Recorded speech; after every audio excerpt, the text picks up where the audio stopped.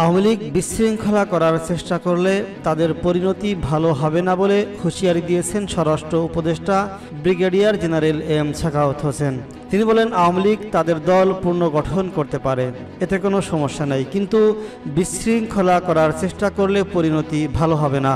সোমবার 12 আগস্ট সকালে রাজধানীর সম্মিলিত সামরিক হাসপাতালে আহত আনসার সদস্যদের দেখতে গিয়ে এক আলটিমেটাম দেন স্বরাষ্ট্র উপদেষ্টা।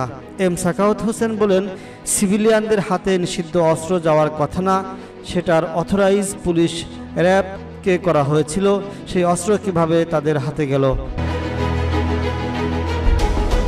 তিনি বলেন, যেসব সিভিলিয়ানদের হাতে অবৈধ অস্ত্র আছে তা আগামী 7 দিনের মধ্যেই থানায় জমা দিতে হবে। যদি জমা না দেন তাহলে 2টা চার্জ লাগবে, একটা অবৈধ অস্ত্র আর একটা সরকারি নিষিদ্ধ অস্ত্র আপনাদের হাতে, আর যার জন্য আন্তর্জাতিক আদালতেও যাওয়া লাগতে পারে। স্বরাষ্ট্র উপদেষ্টা বলেছেন যে অস্ত্র আইন শৃঙ্খলা বাহিনীর ব্যবহারের কথা তা জনসাধারণের হাতে কিভাবে গেল। আমি একটা ভিডিও দেখলাম, একজন সিভিলিয়ান আনসারকে মেরে রাইফেল নিয়ে গেল, এই রাইফেল আর ফেরত আসেনি। প্রসঙ্গত, দেশবাসী শিক্ষার্থীদের আন্দোলনের মধ্যে গত 5 আগস্ট পদত্যাগ করে দেশ ছেড়ে পালিয়ে যান প্রধানমন্ত্রী শেখ হাসিনা। এরপর নোবেলজয়ী অর্থনীতিবিদ অধ্যাপক ডক্টর মোহাম্মদ ইউনূসের নেতৃত্বে 17 জনকে নিয়ে অন্তর্বর্তীকালীন সরকার গঠন করা হয়েছে।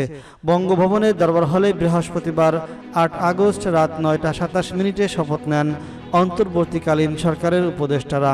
প্রজ্ঞাপনে দেখা যায়, প্রধান উপদেষ্টা ডক্টর মোহাম্মদ ইউনূস মন্ত্রী পরিষদ বিভাগ সহ 27টি মন্ত্রণালয়ের দায়িত্ব পালন করবেন।